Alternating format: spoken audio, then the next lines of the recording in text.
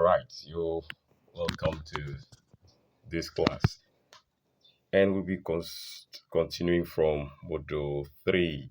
Yep, we stopped at Module 2. We did Module 1 and Module 2 in our previous classes. So let's head to Module 3, and we're considering something that is so important, and that is brand representation and communication. The whole cross of the matter as a brand ambassador has to deal with this, how you represent the company and your communication skills that are very, very important. And let's start with brand image and identity. Brand image and identity. And this has to do more with your action. Has to do more with your actions. It reflects the image. Your action reflect the image of Green City Waste Management. Now, you no longer just be doing things um, based on your own personal preferences. As a brand ambassador, your action, uh, all your actions must reflect the image of the company, that is Green City Waste Management. And your action must always uphold the company's values. Remember, we talked about the core values of Green City Waste Management: integrity, very important, and continuous and consistent services to all our clients, amongst others.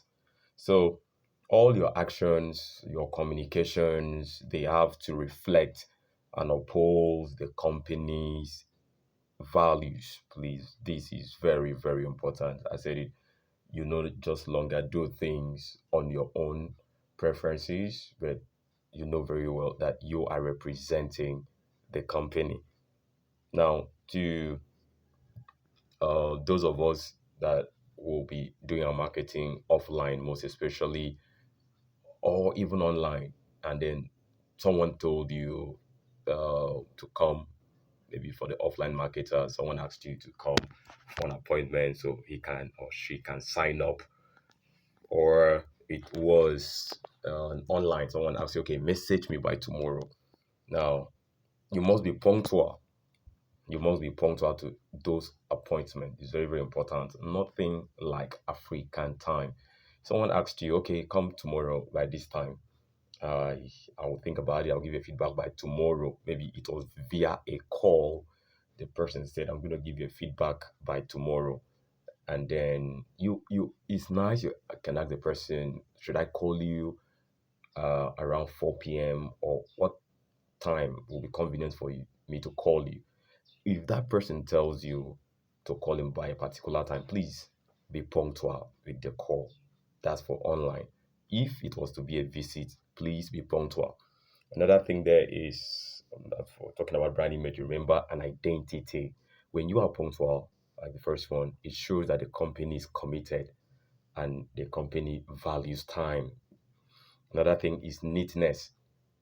You must be neat. You must be neat. Now, we are revolutionizing waste management in the state and in the country, and the narratives surrounding waste management in this part of the world is what we are changing. So, as a brand ambassador, it's expected to be neat because you are talking with high profile individuals, you are talking with different class of people. So, there is that tendency to be that some of these persons will allow you into their space. So, of course, we can emphasize that. And then you need to be cautious. You need to be cautious. Uh, Courtesy is very, very important. Courtesy is very, very important.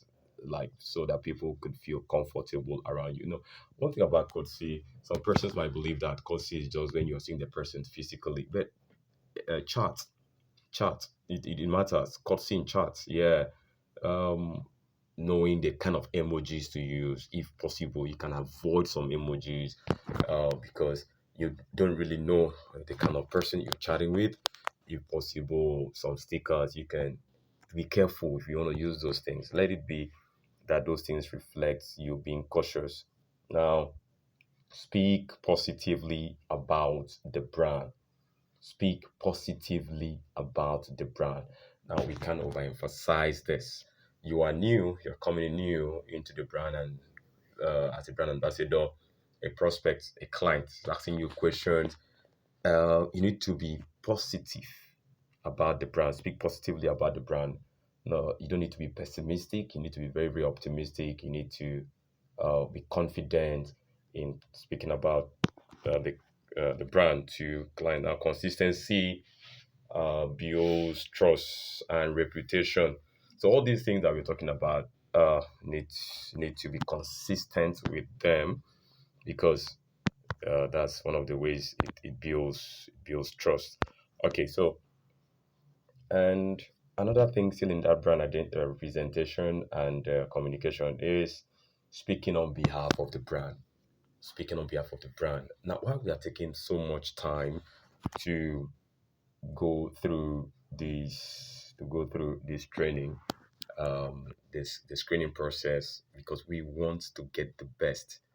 We are not after the number. Yeah, we are not after the number, but we want the best. And as after the end of at the end of this training, there will be an exams, and those anybody that scores below the average mark of 40 out of 100, the person will need to retake this training again, because we need to be sure of the people that we are sending out, because you're going to be speaking on behalf of the brand. And when you're speaking on behalf of the brand, you need to use clear language. You need to use polite language, and you need to use professional language. So you need to be clear, polite, and professional. No need to use vague languages. No need to use ambiguous words that the client might not be able to understand. Just try to keep it simple. Try to be clear, and also being polite, being polite. Not that you need to be arrogant. Not that you need to be bossy. You just need to be polite, and then your language needs to be professional. No, you can try to avoid some slangs. You can try to avoid some jargons. Just simple professional languages, and also you need to be able to present correct information about the brand. Correct information. Now, our support team, in which this training is coming to you from our support team, I can pride in our support team and other members of the support staff. We are 247 to help you out anywhere you are confused. Maybe in the course of your marketing, talking to someone, and you are stuck, you don't really know what to reply the person. Feel free to reach out to the support team, and help will be on the way. So, present correct information, and please, this is very important. Never promise services that we do not offer in Green City. Never promise services. Maybe in the course, because you want to get this particular client, and the person is saying, do you people do this? Do you do fumigation, for instance? Do you do sewage disposal, for instance? Maybe any question can come in. Not that we don't do those things I just mentioned, we do, but it's not on a steady basis. It's not on a steady basis. So stick strictly to waste management, picking collection of waste. Yes, that's what we do. Yeah. Anything that we don't do for now, before you promise that person, please reach out to the support team, so we can give you the stand of the company on that. So never promise what we do not offer, because you are speaking on behalf of the company, and whatsoever you are saying, the person want to take it to the bank. The person will say Green City says they can do this. You understand? And it's not you that is going to affect. No, it's going to affect the company, Green City. So your words carry the weight of the company. This use Be careful with your words. Be careful. Be clear. Be polite. Be professional, and let it be clear. Always present clear information, and then promise services. Don't promise services that we do not offer, but promise them the services that we offer, right?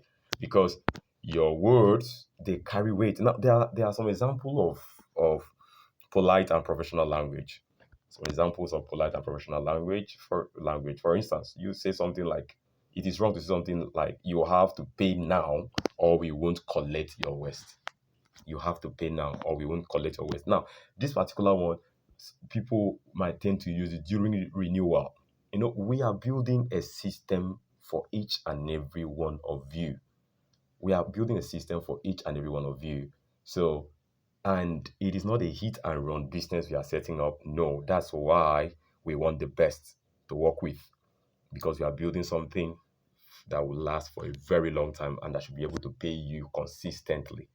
So, in the course of renewal, you might call a client to pay the money for the next month, and you could be tempted to say you have to pay now or we won't collect your waste. Maybe trying to be persuasive for the person, the client to pay his or her money. That's wrong.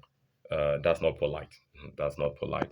But you could say something like after greet. See, that first time there was no greeting, just straightforward, no pleasantries or something. But you can say something like, "Good day, sir, Ama." Maybe "Good day, sir, Ama. Please be informed that timely payment ensures uninterrupted service. Thank you for your prompt attention." Like this, just like a summary. You're talking, just it's a reminder, a soft reminder that prompt payment ensures uninterrupted service. Not something like if you don't pay now, we won't collect your waste again. You must pay. No, no, no. Just a soft reminder. Be calm. Now, another language that is not polite and professional is saying something like, "That's not my business." Ooh, that's not my business. Maybe the person could just be saying something, and especially some stubborn kind of client that don't want to renew because renewal is very important, or yeah, renewal and payments. And they could just, some clients, of course, we need to use discretion while dealing with them, and professionalism. You could be tempted to say something, "That's not my business." Maybe all what you want is for the client to pay his or her money, so that of course, if the person does not pay, you can get paid as well. So be careful, avoid some some words like that. Okay. Or maybe that person made a complaint that this is what happened, and then you are not patient enough. You could just say something like, "That's not my business." So, but it's proper to say, "I will take note of your concern and ensure it is reported to the right department." I will take note of your concern and ensure it is reported to the right department. So hear the person out. Hear the person out. Hear what the person has to say. And if the person is saying something that is bad, maybe they didn't come to pick my West for since 1 o'clock. This is 6 p.m. They have not come. This is not what you told me. This is not what you promised me. Never cite the client to run down the pickup team by saying, that is bad. Why would they do that? Just, I understand. I understand. I can imagine what you're saying, ma'am. So sorry, ma'am. So sorry. I feel your pain. Just empathy should come in, and try to feel what the person is going through, and just promise the person, immediately after this call, I'm going to reach out to the pickup team. I can assure you your trash will be picked. Just express empathy, have that concern. Avoid word like "I don't know." And just say something, "I don't know." I don't know. Like, just avoid the words like that.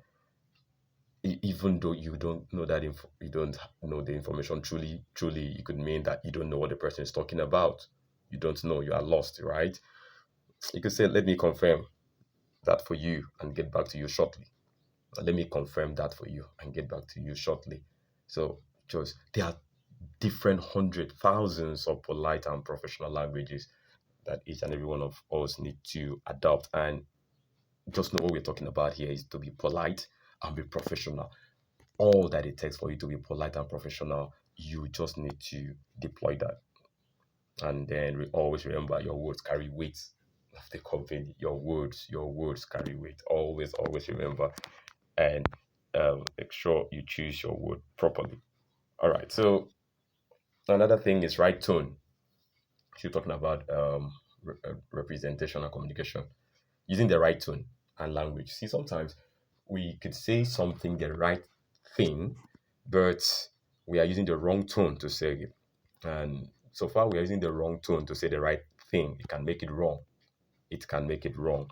So when you are communicating, communicate with respect and humility. See, sometimes, even though when you are chatting with a client, right, or on phone with a client, not a physical meet, your the way you even chat can show there is a tonation to your chat.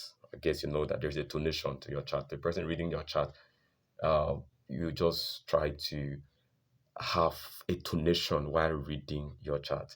So when you are chatting and you respect a client that you've not even seen and you are humble, it will reflect in your chat. It will reflect in your voice when you are calling. Oftentimes, it's always professional when you are on a call with a client like that. You try to smile. You try to smile from this other end of the end of the call. That's your own part. Just let it be a smile. It will cut across your tone. It will affect your tone. Your tone will seem friendly. Your tone will seem friendly, just as if you are smiling.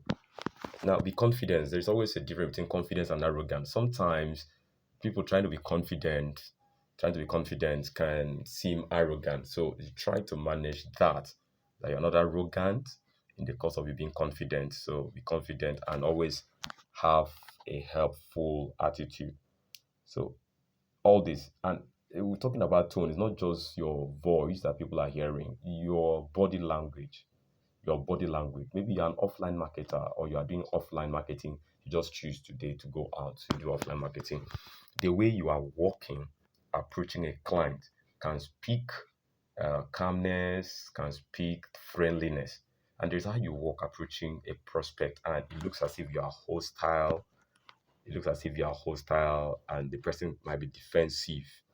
So body language also matters. Your courage, your walking steps also matters. No, so when we're talking about right tone and body language comes into play. So approaching someone or sitting with someone to talk about um, Green City, trying to sign up the person, please be careful of your body language. Let your body language speak friendliness.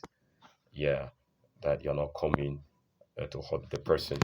Now, some there are some examples of right tone. Though there are so many example of right tones that we have. Now, the confident and helpful tone could be something like if you say something like, "I will be happy to assist you with registering for our service." I will be happy to assist you with registering for our service.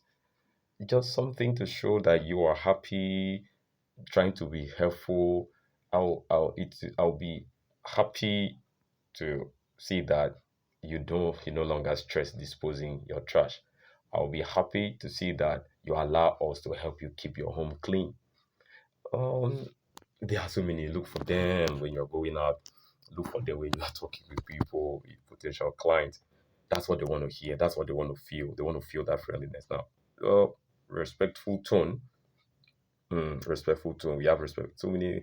There's something like "Thank you for considering."